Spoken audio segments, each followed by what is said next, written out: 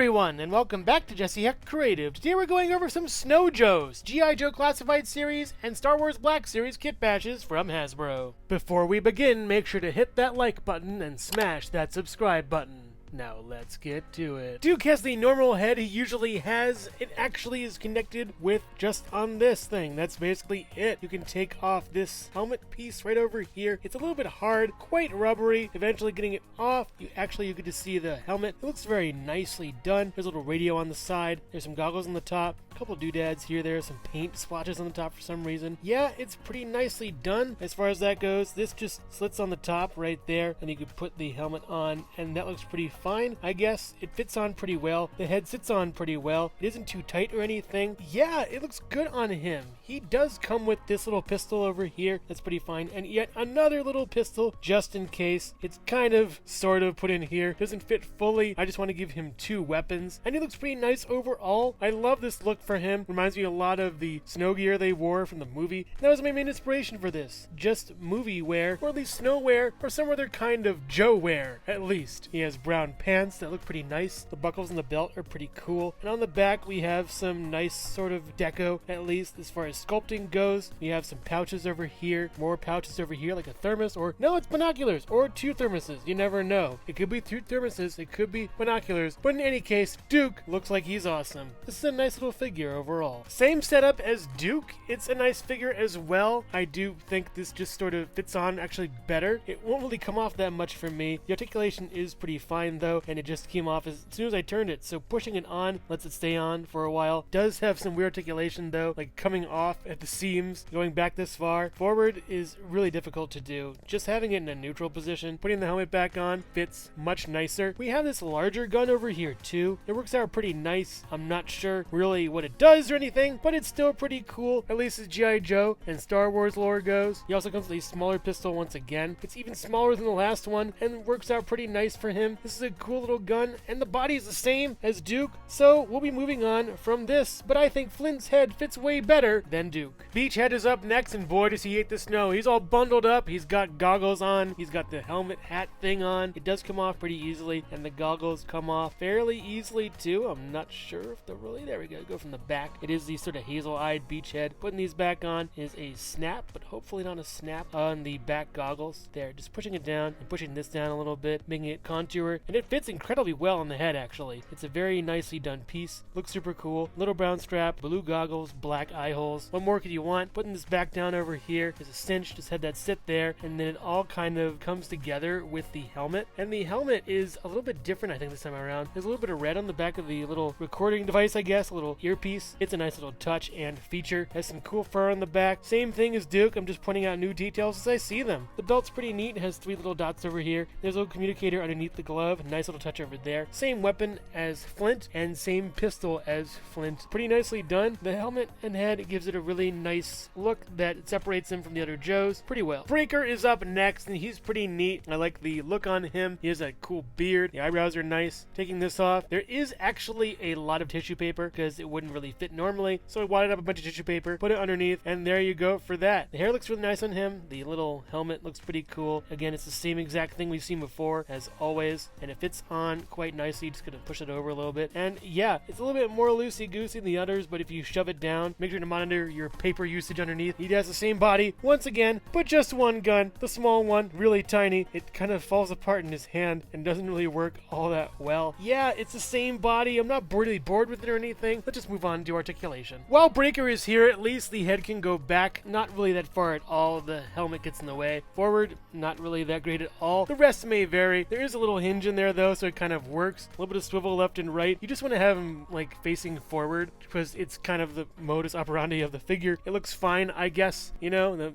tone of skin doesn't really match that well. He has darker skin and more flushed, and the skin is more pale. Weirdly enough, you also can get the arm going around this far and up and down. Single jointed elbow going just 90. That's okay. Down a little bit more than, that, which is weird. Kind of double jointed. Swivel all the way around for that. Swivel all the way around for this, and a hinge up and down as far as this goes. We also get a sort of swivel over here and back and forth and left and right. That's fine. No chest crunch or anything. Not really athletic for this. Splits this far. The sort of skirt piece gets in the way, but there are cuts for that, which is pretty neat. Forward this far, hindered by the skirt piece over there. Back this far. Not really that great. Not hindered at all. Really, it just doesn't go back that far. Double joint knee. Pretty fine. It's pinned, by the way. This is an older figure. Don't really get any swivel up here. There actually is a swivel joint. Just gotta unlock it. Yeah, there you go. It's very clicky and very hard to move, but doesn't really want to go as far. It's kind of hindered a lot by this strap over here, which is a shame. You do not get any swivel down here. You get a down and an up and then a pivot with 2 peg holes behind the feet. Not much for articulation, more for just sort of general regular posing. The head is starting to come off of me, so I'm gonna get going before this fully just explodes in my hand.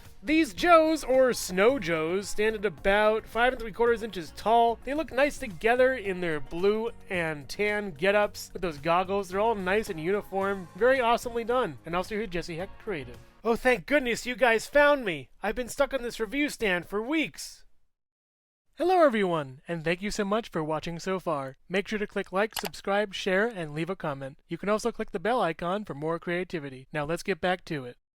Gung Ho does not like the snow. This figure is pretty cool, though. It is a Han Solo figure from one of the movies, I believe. I do like how this looks. The brown's very nice. We have some nice yellow over here. Some good details on the gloves. The hat is the same. This little thing is pretty new, though. I'll go over it a little bit later. This belt is really nicely done. This does not fit in here. Yeah, different parts and stuff I swapped around between the characters. You have these nice quilted knee pads and these really cool sort of handmade boots all laced up and stuff. Prevent water and snow from getting in. So as far as the head goes, this thing's really nice. I was going to put it on a beach head until I noticed it. Without it, it makes him look not that great, I don't think. It's a very thin, skinny neck on a large head, so putting this here mitigates that by a lot. You're just going to make sure that having this go on the outside of this over here works out nicely for that, and that's pretty cool and neat and nice and snuggly too. Yeah, very nice figure. It looks really cool. Quick story of how I got these. I reached out online saying I needed some of these figures for a Kitbash and some heads, and people nicely got me some heads for free, but not only that, but a lot of the bodies, as far as the other ones too, for cheap, and that was great. I got some really good figures for a decent price, and I'm happy about that. Gung Ho comes with this little pistol thing I gave him from a different Star Wars figure, I guess. Looks very nice though, pretty cool. Has a little dart silver thing over here with a scope. It doesn't really fit in his hand all that well. As I said, it's from a different figure. Alright, let's go to articulation. As far as articulation goes for Gung Ho, the head can go left and right over here very easily because of all the paper underneath. Yeah. Anyways, you can go back this far and forward this far. Get some nice swivel and some pretty alright decent pivot. You do go up this far on here, not really that much, down, and it goes all the way around, knocking off the head. You get a 90-degree joint bend. I don't know why they haven't elevated to the double hinge elbow. That's kind of weird for me. Down and swivel over here. Swivel over here at the wrist. No, nothing over here. That's it. It's a very sort of bare bones release, I guess. All the way around over here, back this far, forward this far. Show's kind of weird, I guess. You get some splits over here, hindered by this over there. We also get a swivel up here, better than the other figures. Up this far and down, and no swivel down here. Down and then up,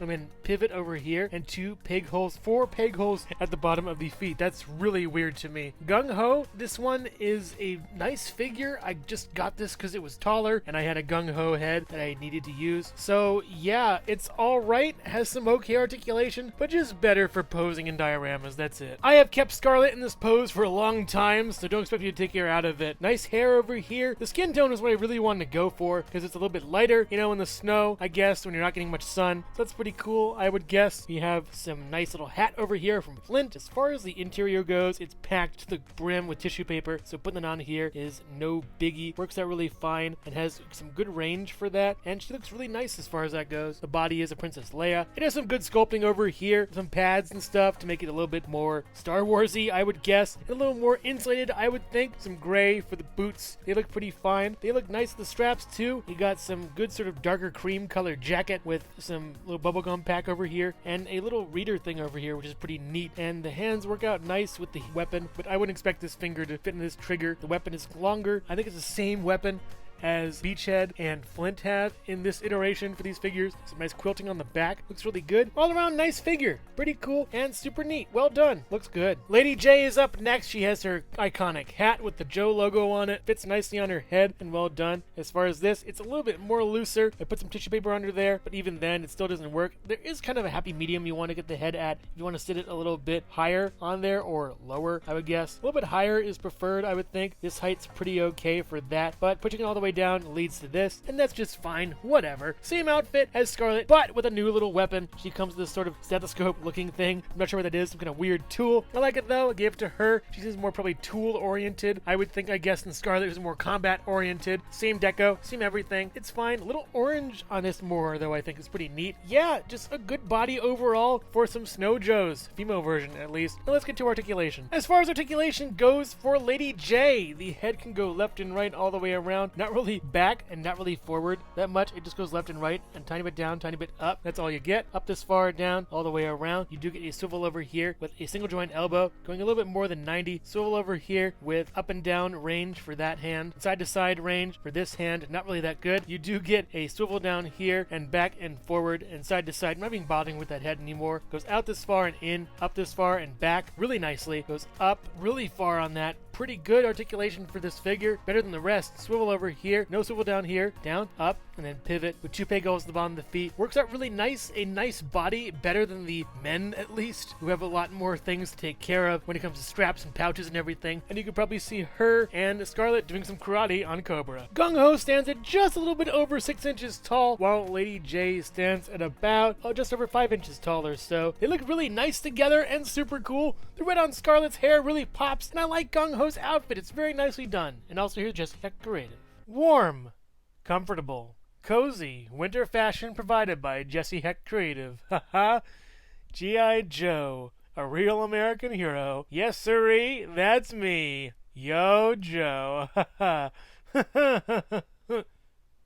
I'll give it back when I'm done with it! Overall, these are some fun Kitbashes to make. After I saw some Snow Joes in the movie last year, when I watched it for the first time, I knew I had to get them. Luckily, the Star Wars Black series had some figures, the G.I. Joe Classified series had some heads. I put 2 and 2 together with a bit of tissue paper, and it works out fine. They look really great in posing or static shots, but when moving them around, it's a little bit tough with the heads falling off all the time, and the lack of articulation is a little bit of a bummer when it compares to the actual G.I. Joe Classified line, but in a vacuum, these figures are really nicely done. I'm glad that Black Series has these figures to at least Kitbash, and G.I. Joe has some easy heads to work with. I do wish that Hasbro would have a standard for the ball peg size for the heads, so we can at least freely Kitbash figures as we like. That being said, these are some awesome figures, and I highly recommend making them yourself if you want some Snow Joes for your classified collection. Yo, Joe. So which one is your favorite? Let me know in the comments below. Thank you so much for watching Jesse Heck Creative. Feel free to click like, subscribe, share, or leave a comment. You can also visit us at jesseheckcreative.com,